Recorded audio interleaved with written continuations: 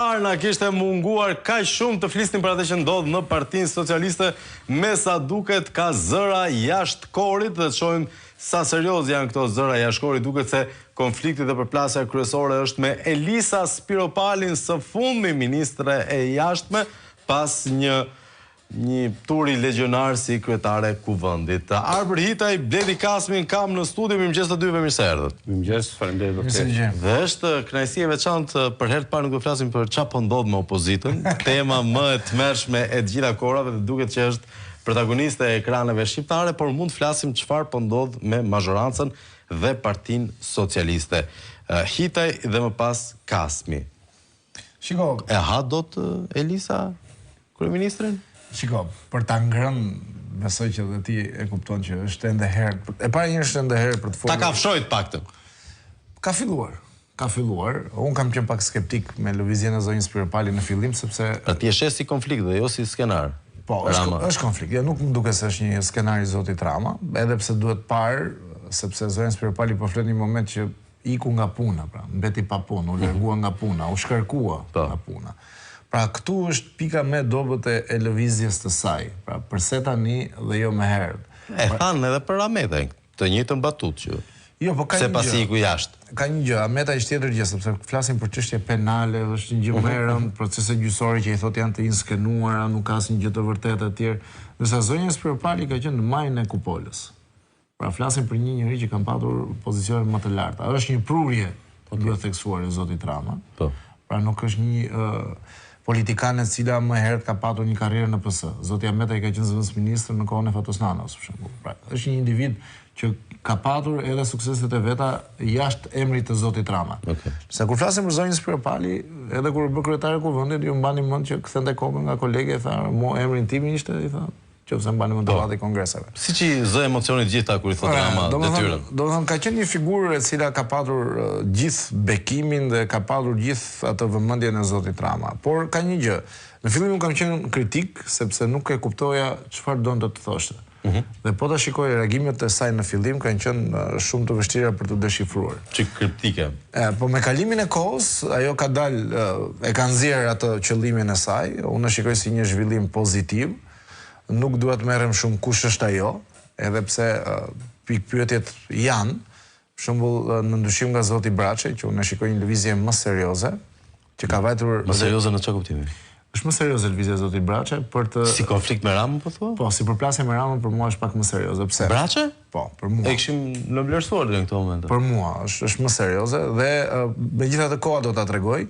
Por po të shikosh mënyrën që ka zgjedhur njëri dhe mënyrën që ka zgjedhur tjetri. Po të shikosh zotin Braçi, ka vajtur para gazetarëve, ka dalë në media, është përballur me kritika, ka thënë variantin e tij, qëndrimet që ka patur etj. Pra, është përballur, ka dhënë edhe llogari. Po të shikosh deri tani Spiropali nuk është përballur me media. Zonja Spiropali nuk është përballur. Ka vetëm 3 status në Facebook. Pra, ai ka vetëm reagimin në Facebook. Gjë pozitive, nuk ka asnjë gjë të keqe, por duhet të shkojë më larg. Dhe duhet kuptuar, do bëj një lëvizje për ta ndryshuar Partinë Socialiste, se Braçi ka qenë pak më i ashpër. Braçi është socialist, po thoni ju. Braçi ka lënë të kuptohet që do bëj një lëvizje. Pra ka thënë që Partia Socialiste nuk mund të jetë një parti që bëhet një shpallje në mur dhe na thuhet se çfarë është bërë. Ndërkohë Spiropali flet për parime, demokracia, ndërkohë ne dim shumë mirë që Partia Socialiste nuk është në një parti që merret vendimet, pyeten njerëzit dhe pastaj merr vendimet. Merr vendimet dhe pastaj ju thuhet njerëzve që është marrë ky vendim. Ne dim si funksionon, nuk është se ka një gjë të zakonshme. Prandaj jam i paqartë ende çfarë do të arrijë. Çfarë synon? Pra synon ta ndryshoj Partinë Socialiste, synon një lëvizje apo e ka një pakënaqësi.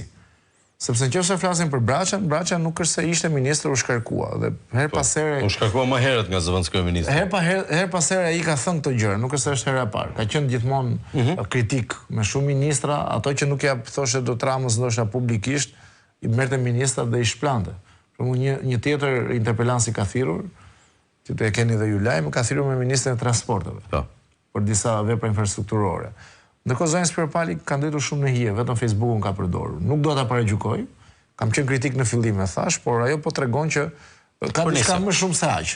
Përtej kësaj, zonja Spiropali pati një moment pas të cilit ishim gati t'i falnim ca gjëra. Jo, dakor. Momenti që nuk votoi për Belinda Ballukun. Shiko, po... Që shkeli urdhrin e tablan ballës. Ka një gjë. Kritikat janë, domethënë, e ka parimore, çështja Balluku apo e ka personale, sepse me zonjën Balluku ka padur përplasje. Të gjithë e dinë që nuk kanë shkuar asnjëherë mirë. Dhe ajo që mbetet e paqartë është ky element. Pra, e ka sepse ajo mendon që kjo e largoi nga ministra e jashtme, pra influencoi te Rama për ta larguar, apo e ka te parimi. Sepse nëse ka te parimi nuk qëndron shumë, se ka qenë kjo kryetare kuvendit e cila nuk e çoi çështjen zonjën Xhaçka në gjykatën kushtetuese. Paka shumë. Pra s'ka ruajtur parim. Njëta situata janë. Pse te ky parim nuk e mbajtet, ai parim e mbajtet. Pra edhe personale është, nuk diskutohet kjo pjesë, por prandaj them që është e paqartë dhe mua më duket më shumë një lloj pakënaqësie. Dhe mbi gjitha nuk është përballë me gazetarët, sepse duhet japi edhe llogari për qëndrimet shumë të ashpra pro Ramës që kanë bërë më herët. Skënderbeu etj, ju e mbani mend. Sigurisht. Por gjithsesi, unë shikoj një lëvizje të mirë, jam kundër edhe asaj që thuhet që i ka ndodhur, nuk kam informacion që e kanë persekutuar, e kanë ngasmuar këto instancat, edhe jam shumë kundër kësaj sepse nuk mundet, e njëjta gjë që po them për zonjën Spiropali, të njëjtën gjë them edhe për instancat. Nuk mundet që tani tatimet i vënë bizneseve të zonjës Spiropali ose instancat të tjera. Familjarëve saj, në momentin që ajo del kundër partisë. Pra ti vetëm kontroll çik legen çik sjellje jo daq. Po pikërisht prandaj them, unë mbaj parimin. Të njëjtën gjë them dhe për zonjën Spiropali, po dhe për ata që janë kundërshtarët e saj. Nëse e kanë bërë me tendencë, edhe kjo nuk është normale pikërisht tani. E kuptoj. Kjo është ajo. Kasmi? Është për të parë se lajmi është një që e pabesueshme që në PS ka kështu gjëra. Kjo është hera e dytë brenda këtyre 12 viteve, 13 viteve që Rama është në qeveri, se që ka një përplasje të tillë brenda Partisë Socialiste. Përplasja e parë ka qenë me Ben Blushin, i cili rezistoi për një kohë gjatë dhe pastaj u dorëzua dhe u vendos në funksion të biznesit Ramës. Por ajo që kujtoj unë, ajo përballje e parë që kishte brenda PS-s dhe që u artikulu si opozitar Blushin ndaj Ramës, ka qenë një fjali. Kur ai tha që ju nuk e dini se çfarë ndodh aty brenda asaj partie ata. Me drejt, ne linçohemi aty brenda. Sot është përplasja e dytë dhe ne po shohim se si linçohen, po prap zërat kundër. Dhe kemi edhe një deklaratë publike të Ramës bën mbledhjen e partisë që ishte përpara pak ditësh, përpara pak javësh, kur ai tha do t'ju sakatoj. Do më thonë, nëse do ndini kundër, do t'ju sakatoj. Se jeni këtu prej meja e tjerë. Kjo e para nuk është një gjuhë politike, dhe tregon një humbje të ekuilibrit të Ramës, dhe e dyta tregon një gjendje jo të qetë dhe jo normale të komunikimit të Ramës në këto momente me strukturën brenda partisë. Pse po ndodh kjo tani? Sepse Rama po kërkon që autoritetin e partisë t'ia delegoj zonjës Balluku. Si autoritet? Të gjithë autoritetin e drejtimit partisë, sikur se i ka adresuar qeverinë, t'i kaloj dhe pjesën e drejtimit partisë. Kjo ka sjellë konflikt. Zëra kemi dëgjuar që mund të zëvendësoj klosin zonja Balluku. Pikërisht duke mos pranuar autoritetin e Ballukut dhe duke qenë vetë Balluku sot e izoluar nga komunitetin ndërkombëtar. Dhe kjo ka çuar edhe një izolim të Ramës ndaj komunitetit ndërkombëtar dhe faktorëve kryesor, partnerëve kryesor të Shqipërisë. Atëherë kemi këtë lloj rezistence e cila bëhet brenda Partisë Socialiste, e cila është në fakt një moment ku ato po kërkojnë të mbrojnë jo thjesht kontributet dhe vlerat vetën e tyre, por edhe të tentojnë jo të rimarrin partinë, po të krijojnë një lëvizje politike brenda smajtës, ndoshta edhe brenda Partisë Socialiste. Kush mund ta bëjë këtë? Pikërisht të gjithë këto faktorë që ne përmendëm, dhe janë shumë të faktorë të tjerë jashtë këtij grupi parlamentar që janë socialistë të vërtet, të cilët janë në opozitë me Ramën, kanë qenë në opozitë me Ramën, janë në opozitë me Ramën, janë të përjashtuar nga Rama, të cilët janë po aq opozitarë se që janë gjithë shqiptarët me këtë qeverisje, të cilët mund të bashkohen për të krijuar një rrymë të re brenda Partisë Socialiste, ose qoftë edhe lëvizje jashtë saj nëse ato do të përjashtohen nga partia. Por jemi në kushtet që një pjesë e mirë e socialismit tashmë po reagojnë. Ndryshe nga gjithë kjo kohë e gjatë, për shumë vitesh të cilat kanë ngelur, kanë ulur kokën, kanë qëndruar në heshte, tani po reagojnë. Po pse po reagojnë tani? Është pyetja. Sepse edhe konjunktura ndërkombëtare ka ndryshuar në funksion të Ramës. Nëse në rastin e Blushit kishin një konjunkturë tjetër ndërkombëtare, se ka qenë apeksi i fuqisë së Ramës, determinant në gjitha kancelaritë perëndimore, tani nuk është më kjo konjunkturë. Kjo konjunkturë ka rënë. Rama nuk është më aq i fuqishëm sa të bëjë çfarë të dojë, si të dojë, brenda partisë ose brenda qeverisë ose brenda këtij vendi. Është e vërtetë që ne kemi një lloj vetizolimi të Ramës. Dhe ky vetizolimi i Ramës tani është i ngjashëm me vetizolimin që ka pasur Shqipëria në kohën e Ramizalis, kur i erdhën misionarët nga Gjermania i thanë hape Shqipërinë. Ai tha unë do të rezistoj. Dhe e majti dhe u vetizoluar. Ne jemi sot në tjetër kushte, Rama është sot në tjetër kushte që ka qenë Ramizalia në 87-88. Ai mendonte që duke u vetizoluar mund të zgjas pushtetin e tij për i farë kohë duke marrë Shqipërinë, ta madhe Shqipërinë si një lloj shembulli që ishte as lindja as perëndim dhe të vazhdonte që ne nuk kemi lidhje me do festoj 40 vjetorin e rënies me zgjedhjet e 2029-s. Unë nuk e besoj që do të arritet 2029, besoj që do ketë zhvillime shumë më të shpejta, sepse Rama është si një minë me sahat tani. Ai mund të shkojë vërtet në 2029, mund të shkojë edhe më përpara 2029, por është një minë me sahat që mund të shpërthej nga momenti në moment. Konjunktura ndërkombëtare. Kjo duket se e ka bërë situatën pak çuditshme, Hitaj. Ti e njeh mirë planin diplomatik. Zonja Spiropali sigurisht kishte çelësat e diplomacisë shqiptare deri në një moment. Dhe një ministër jashtë me dim gjithë nuk është thjesht një ministër si të gjithë tjerët. Është përfolur që ajo ka dhe ka pasur dhe vazhdon të ketë sa marrëdhënie ndërkombëtare specifike veçanërisht me partnerët evropian. A mendon se është kjo një nga arsyet që e lejon Elisa Spiropalin të mbajë ato qëndrime sot? Shiko, është kjo që bën dallimin mes saj dhe Braçës? Shiko, ka një diferencë te lëvizjet. Nëse flasim për lëvizjen që bën zonja Spiropali, është një lëvizje që nëse zoti Rama mendoj unë do doj ta shuaj, e ka shumë të lehtë. Pra mjafton të ofroj një post, aty do duket vërtet sa serioze është kjo lëvizje që bën zonja Spiropali. Ndërsa te zoti Braçë është pak më ndryshe, sepse zoti Braçë ka ngritur shumë stekën. Pra zoti Braçë i kërkon Bashkinë e Tiranës. Në kohë që zoti Rama ka vendosur kandidatën e tij. Po kjo nuk duket si lëvizje kundër Ramës, kjo është thjesht më jep një llokum të mirë mua. Kjo është një rebelim, sepse ti kërkosh Ramës Bashkinë, pra ti kërkosh Ramës diçka publikisht. Është gjë më jo normale që mund ndodhi në Partinë Socialiste, sepse ka kërkuar publikisht, pra sfidë.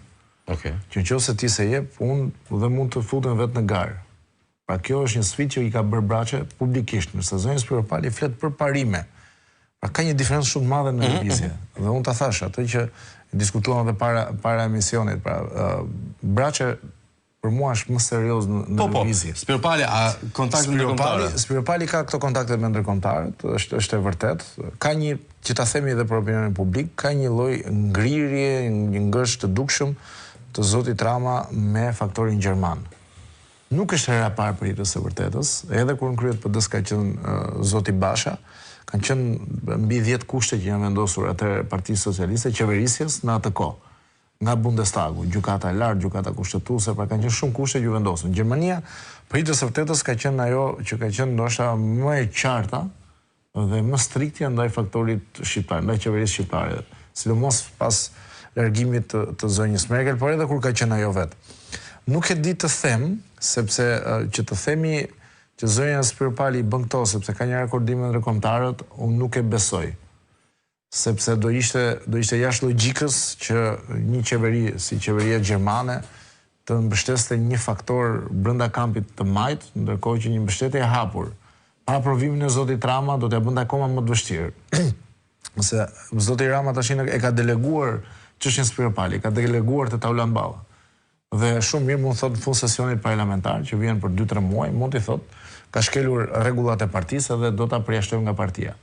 Pra një individ si zonja Spiro Pali, po të mos ketë edhe logon e Partisë Socialiste mund të ketë faktorin ndërkombëtar nga mëngjesi ndark, po e ka të pamundur që të marri partinë është një fjalë e madhe, po të fillojë një lëvizje të tillë.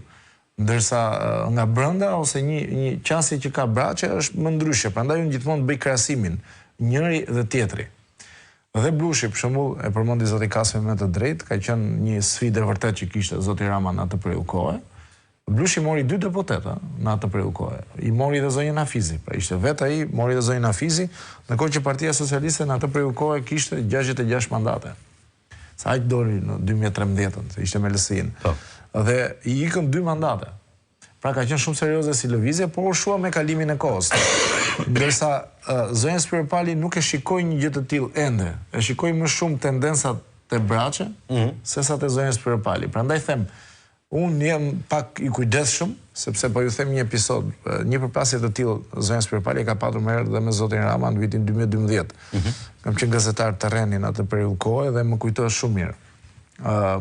Kur u bë fuzioni GNF9 me Partinë Socialiste, mbledhje kryesie, Rion Velia në atë kohë u zgjodh sekretar për rinin dhe migracionin, zonja Spiro Pali ishte te freshi, patën përplasje në mbledhjen e kryesisë, zoti Ruçi iku nga mbledhja, debate artada dhe kritike ndaj zotit Rama, flasim për pesha të rënda, zonja Leska e të tjerë. Dhe zonja Spiro Pali dha një intervistë shumë kritike ndaj Ramës. Kam qenë te News 24 atëherë, televizion që ishte kritik me opozitën në atë periudhë kohe. Pra nuk është dhe kjo një gjë e re që shumë televizion janë kritike me opozitën. Dhe kaluan 2 ditë, e thiri zoti Rama, bën negociatat, bën ato diskutimet me njëri tjetrin dhe zonja Spiro Pali doli në deklaratë dhe tha e ka ngatruar mediat. Kasmi e mban më se ka është gazetar me shumë eksperiencë. Dhe tha e ngatruar mediat dhe ne tani shikonim njëri tjetrin. Ore krijuam ne apo e tha vetë. Pra që do thot e bëri. Pra ka një rekord jo të mirë në këtë drejtim. Ka treguar që bën pas.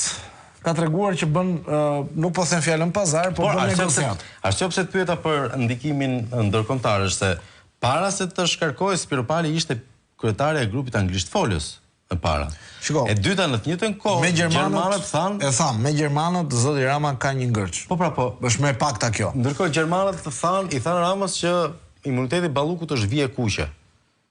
Dhe vetmja bashkë me atë që nuk shkel kur vjet kuqe xhafën, që nuk e shkeli vjen e kuqe ishte Spiro Pali.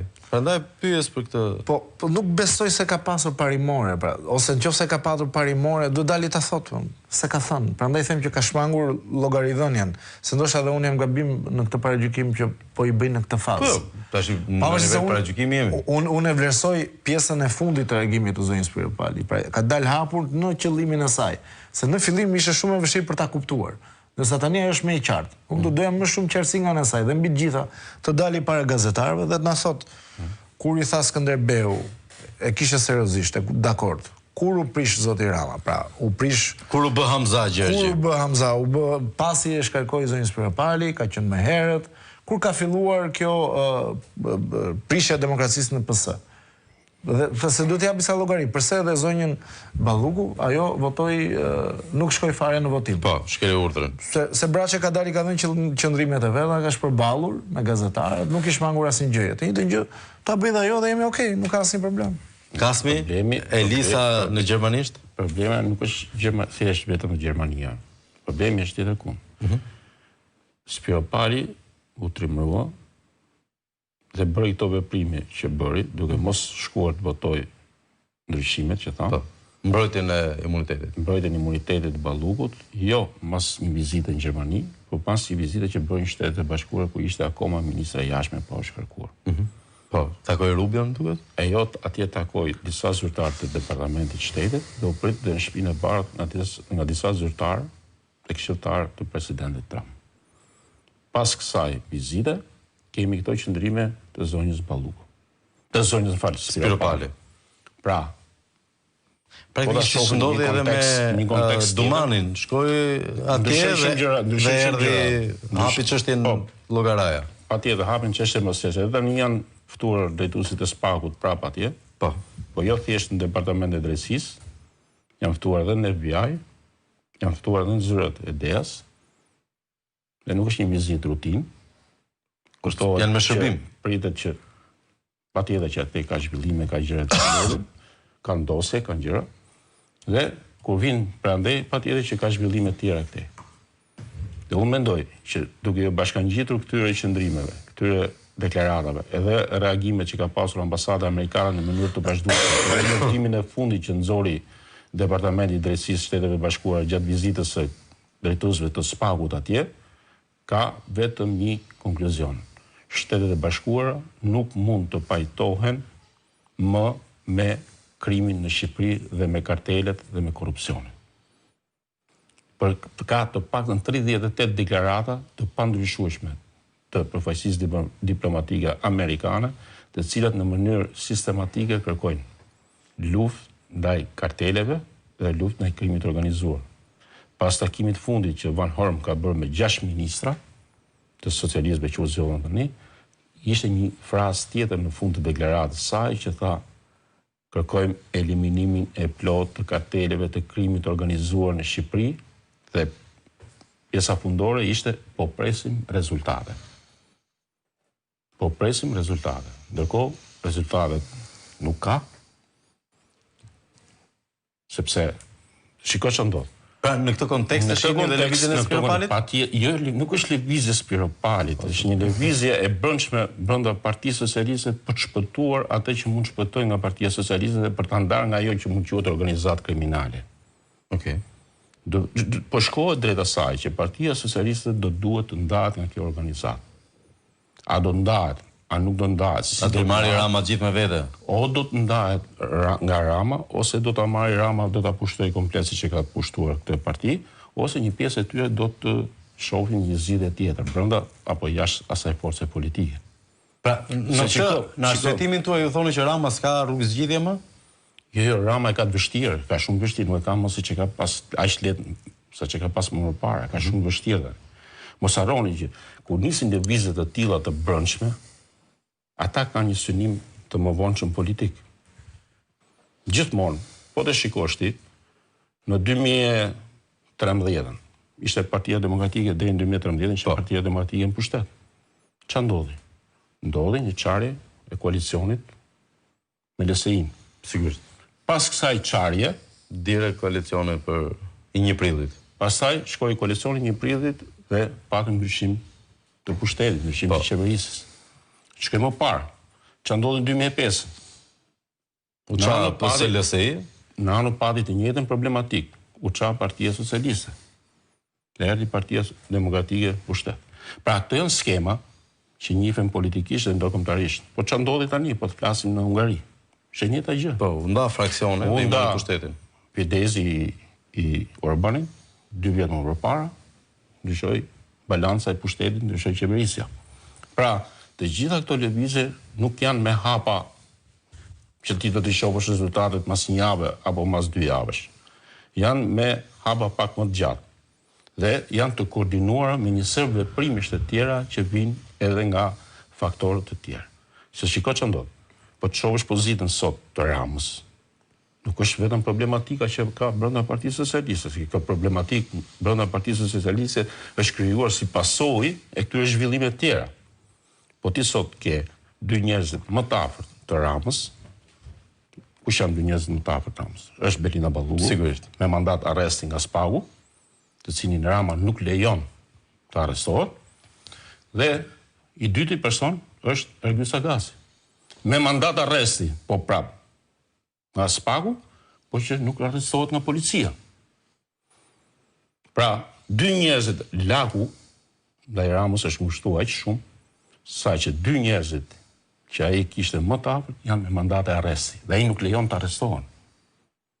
Domethënë kjo është një sfidë tjetër që ai bën drejtësisë, i bën partnerëve ndërkombëtar, të cilët kërkojnë rezultate dhe respektim të reformës në drejtësi dhe të drejtësisë, por nga ana tjetër tregojnë dhe pozitën në cilën është vetë Rama sot. A nuk do ishte ky momenti ideal që këto manovrat brenda socialistëve të ndodhin tani, apo është shumë i fuqishëm ende Rama lokalisht? Shiko, unë e quaj një zhvillim pozitiv dhe është normale. Pas 12 viteve në qeveri të ketë njerëz të pakënaqur brenda kampit socialist është gjë më normale. Do të thënë, dhe sa mirë që erdhi kjo ditë. Dhe duhet theksuar që zoti Rama ka disa kohë që ka një lloj në optikën time obsesioni me Partinë Demokratike. Pra do të marri sa më shumë demokratë të zgënjur dhe t'i marri në Partinë Socialiste. Zoti Darsula, figurat të tjerë, Vlora, të tjerë, dhe ndoshta i mendojnë që këtë vakum që mund t'i krijohet nga këto largime që vinë nga socialistët, mund t'a plotësoj me demokratë të zgënjur. Dhe kjo po shton, ndërkohë jep efekt të kundërt, shton akoma shumë pakënaqësinë te socialistët të cilët kanë punuar për këtë forcë politike dhe nuk kanë marrë asnjë gjë në këmbim. Kështu që jemi një situatë shumë interesante. Unë mendoj që zoti Rama patjetër me gjitha problemet që ka sidomos në betejën me drejtësinë, sidomos me disa faktorë ndërkombëtar, është duke kaluar një periudhë jo pozitive. Kjo nuk diskutohet. Megjithatë, këtë do t'i vëj kapak nëse do aprovohet raporti i Barit. Raporti i cili zyrtarisht do t'i japi... Jo, ajo u shtyr. Qofse ka një tentativë tjetër. Ka tentativë tjetër, pra nuk është shtyr, nuk është mbyllur, nuk mbyllet, pra nuk është një proces që mbaron tani. Po, si është afat skadence. Po, nëse ky raport kalon, atëherë do themi që e kaloi për momentin dhe këtë ngërç. Por padyshim sfida kryesore që mbetet janë zgjedhjet e ardhshme lokale. Zgjedhjet e ardhshme lokale në sensin që të jenë të pranuara edhe nga opozita, po të vlerësohen edhe nga faktori ndërkombëtar. Pa ishte testi kryesor që ka. Por në këtë moment, megjithatë, ky tandem nga njëra anë Spiro Pali, e cila kishte disa pika tjera në fakt në qendrimin e fundit shumë interesante, por nga ana tjetër edhe Braçe. Pyetja nuk është ndoshta as çfarë po ndodh jashtë. Pyetja është ajo që ne nuk dimë se çfarë ka ndodhur në PS. Cili ka qenë momenti i ndarjes në PS që një pjesë e socialistëve kanë thënë kjo është vije kuqe edhe për ne. Shiko, ka një vit kuqe për socialistët? Një pjesë ta thash, kam një pakënaqësi me këtë marrje në on blok të demokratëve, të zgënjur, marrjen dhe katapultimin e tyre në postë drejtuese. Shumë socialistë jashtë kamerave ta thonë këtë gjë. Madje janë të shqetësuar edhe me një pjesë të grupit parlamentar të PS-s, ku janë individë të cilët janë pa kontribute në PS, nuk njihen publikisht, kanë probleme, për hitë së vërtetës, pa përmendur emra se do na thonë pastaj që ke ai natë atë, ke natë këtë. Pa përmendur emra, po janë njerëz që në një farë mënyrë janë edhe qesharagës dinas të flasin në publik, janë njerëz të cilët bëjnë meme vazhdimisht. Dhe këta njerëz janë deputet. Ndërkohë, një socialist i ndershëm, i devotshëm si po marr Petrokoçin si shembull, ndërkohë ai u hoq nga lista. Pra u largua. Pra ka pakënaqësi në Partinë Socialiste dhe është normale, sepse u bë shumë vjet në pushtet zoti Rama dhe nuk ka qarkulluar shumë elita socialiste në cilësi. Pra asnjë socialist nuk është i shqetësuar që po vjedhin në mënyrë llatashme, domethënë. Edhe kjo mund të jetë shqetësimi i tyre, po në thelb fakti që nuk të shkojnë ndërmend më shqetëson pak për shëndetin e socialistëve. Në thelb unë besoj që ata janë të shqetësuar edhe për këtë pjesë, po nuk besoj që militantët partijak ta vuajnë emocionalisht. Nuk i vuajnë këtë gjëra, pra që të jemi të sinqert. Mund të them që besoj se edhe ata e vuajnë spitalin, shkollën, rrugën. Është tjetër gjë. Po kur është çështja e votimit pastaj vjen në rresht. Prandaj nuk duhet të hyj fare këtë diskutimi naiv, sepse nuk besoj që është kjo. Unë mendoj që ata kanë pakënaqësitë e zoti Rama pikërisht për këto që thash dhe për mënyrën se si po e drejton PS-n. Pra, ka shkuar një parti ku ka pasur shumë debate në një parti që si e tha zoti Braçe. Vendosat fleta, kodë sot me WhatsApp-i dhe thuhet ky është vendimi para mbledhjes. Pra, merret vendimi pa filluar mbledhja. Okej. Kasmi? Mendoj që vija ndarëse brenda këtyre të pakënaqurve në Partinë Socialiste me Ramën është Balluku. Ata nuk e pranojnë delegimin e drejtimit të Partisë Socialiste tek Balluku. Dhe të gjitha këto janë të lidhura me zhvillimet post Balluku me imunitetin në parlament. Sepse nëse do të kishim më përpara, do të kishim përpara 6 muaj, përpara një viti. Nuk kam folë asnjë. Po, s'ka bërë. Madje kur kanë folë socialistët, se merrti një mesazh nga një socialiste e famshme, kur folëm ne tha ishim marrmiq. Këta po të ngrihen për zëvendësimin që po i bëjnë me Belën dhe Bashkinë. Pikërisht. Tani ata nuk janë të gatshëm dhe nuk janë apo harmonizohen ato me faktorët e tjerë jashtë Partisë Socialiste, patjetër. Unë shoh zëra si Arben Male, që ka qenë ministër i financave. Po shoh zëra si Ermelina Meksi, Petrokoçi, ka zëra dhe për shumë ish funksionar dhe drejtues lartë të Partisë Socialiste, të cilët po dalin hapur që po deri dje këta nuk guxonin flisnin. Nuk guxonin flisnin. Kjo tregon që këta kanë marrë një lloj garancie që mund të flasin, duhet të reagojnë dhe duhet të kenë qëndrimet e tyre. Kanë marrë diçka. Sepse nuk ndodhi 6 muaj më përpara, po ndodhi tani. 6 muaj më përpara as nuk bëhej fjalë, nuk bëhej fjalë që të kishte reagime të tilla, ha? Tashmë po reagojnë, po ke zhvillime të reja. Thash, Rama në këto momente është si min me sahat. E kuptoj. Ai mund shpërthej mas një jave, mund shpërthej mas 6 muaj, po mund shpërthej mas 2 muaj. Askush nuk e di, sepse e di pse them se është një min me sahat. Si puna zjarrit e di pse është një min me sahat. Jo, ka një shpjegim kjo pse është një min me sahat. Sepse ai është i kapur nga të gjitha anët. Dhe partnerët, shërbimet e tjera kanë dosit e tij. Kanë gjithçka ka bërë ai, e din gjithçka. Dhe ata nëse duan. Siç i kanë italianët dhe po e përdorin për të marrë çfarë duan. Patjetër, pra, këto shërbime vin një moment që si u duheshme. Ato quhesh i ezauruar, i përfunduar kapitulli jot, hap një kapitull. Ka që trisht është? Hapet një kapitull tjetër. Pra ne unë them që po ti kishe djema, a kisha në Angli atë tjetrin që dai dëshmirë vrasje me pagesë për urdhër të Tavlan Ballës. Me porosi të Ramës, kryeministrit dhe të ministrit Brendshëm janë kryer vrasje nga kjo organizatë kriminale. Po prit se nuk e ka bërë në gjyq Shqipëria, ai që mbyllet dosja këtu dhe mbaroi filmi. E ka bërë në Angli. Atë ka një drejtësi komplet të ndryshme, ka të interesante që dolin media. Po nxori Daily Mail, mbroma kanë nxjerr Daily Mail, po bëhet problem edhe në Angli kjo. Dhe ai tha diçka tjetër, un kam prova. Po. Dhe nëse ai vërtet ka prova, dhe tha në gjykat, nuk e tha. Dhe tha në gjykat atë gjë, atëherë drejtësia angleze, britanike, është e detyruar që t'i ndjeki këto prova që ka ai, duke çuar dhe një hetim ndërkombëtar ndaj atyre personave për cilën ai dëshmitari tha se janë porositur vrasje nga emër të kryeministrit dhe të ministrit Brendshëm. Pra, në gjithë të kontekstin që unë po përmend, Rama, prandaj them është një min me sahat që mund shpërthej nga momenti në moment.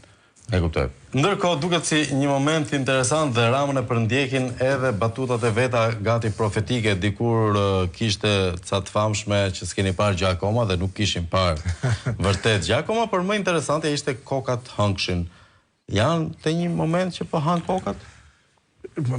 Nuk e themi apo s'është ende aq i dobët Rama sa të hang kokat? Nuk e themi dot ende, di pse sepse nuk kemi lëvizje.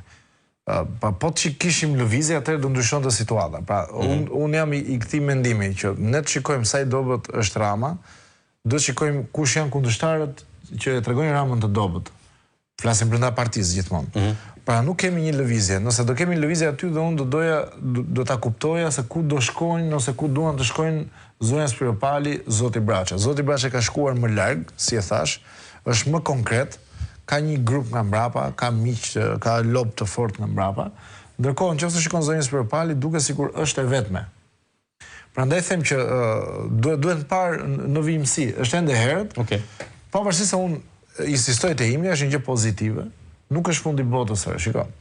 Se bëhet diskutimi këtu, do iki Rama, s'do iki Rama. Ndoshta mund të fillojnë të thonë socialistët me idenë që s'ka më Rama. Po është normale, është demokraci, nuk është fundi botës të iki Rama. Do ndodhi një ditë, mund të ndodhi pas një viti, mund të ndodhi, është proces, është demokraci. E fundit ka asnjë gjë të keqe në këtë diskutim. Puna është ajo që duhet parë këtu në këtë sens mendoj unë. Sa serioz janë këta individ, sidomos zonja Spiropali, për ta çuar deri në fund.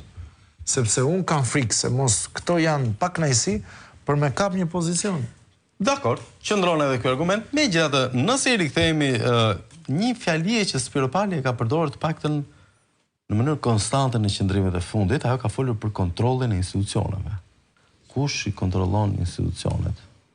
Ky është mesazhi koduar pastaj. Po s'ka një surprizë, institucionet kontrollohen nga majoranca, nuk diskutohet. Pra, ju besoni që është kaq e vështirë nëse është kaq e thjeshtë ajo në kuptimin e saj? Nëse ajo është vënë në shënjese, kaq e vështirë është që të kuptohet që nga institucionet që merret me kontrolli, tatimet e tjera që t'i vënë te bizneset. Pra shumë e lehtë kjo gjë. Ajo me zotin Rama e kanë në fund të ditës. Sepse si emërimi i saj, si propozimi për ta larguar kanë ardhur nga zoti Rama. E kuptoj. Pra, këta se Kasmi i tha me të drejtë që ajo është çështja e zonjës Balluku, por ka një gjë. Po mos ishte zonjë Balluku, do ishte një dikush tjetër. Më parë kishim me zotin Veliaj. U fuqizua zonja Balluku, e kanë me zonjën Balluku. Do iki zonja Balluku, do ta kenë me dikë tjetër. Në thelb, ajo që këtu kam dyshimet e mia. Në thelb ata nuk e përmendin. Pra merr me zonjën Balluku, po ndërkohë. Po merr me Mehmetin, jo me Enverin. Po ky pikërisht pra. E kuptova. Thelbi është zoti Rama, nëse e kanë, do ta kenë, ta thonë e kanë me atë, se nëse ta thonë e kanë me zonjën Balluku, atëherë do iki zonja Balluku, do viti dikush tjetër, do fuqizohet, se kjo gjë ka ndodhur vazhdimisht. E kuptoj. Kasmi për ju? Është çik më komplikuar apo është kaq transparente ajo fjalia? Ajo fjalia që ka thonë kush i kontrollon institucionet, ka ardhur pas debati që kanë pas në një forum tashmë që ishte mbledhje që bën asamblesë që quhet ajo Partia Socialiste. Po kush ishte ajo? Aty debati nuk u tha, nuk doli i gjithë në media siç ka qenë aty në. Ka qenë shumë i ashpër. Ka qenë i ashpër dhe aty janë përfshirë disa deputet. Dhe një nga këto deputet ka qenë deputetja Sina, një femër duket nga Vlora. Po, që është ministër për marrëdhënie parlamentit. Jo, nuk e di, është bërë ministër, nuk e di. Ministër e re për marrëdhënie parlamentit. Kjo deputete kjo ka pas debatin me Ramën. Se kjo i ka thonë që kadastra e Vlorës ka rënë në duart e grupeve kriminale. Kjo s'ka dalë në media, ka dalë debati që ai thot pastaj Spiro Palit mbyll gojën ti mos fol ti je shakeruar Spiro Palit, ka dalë kjo me Spiro Palit.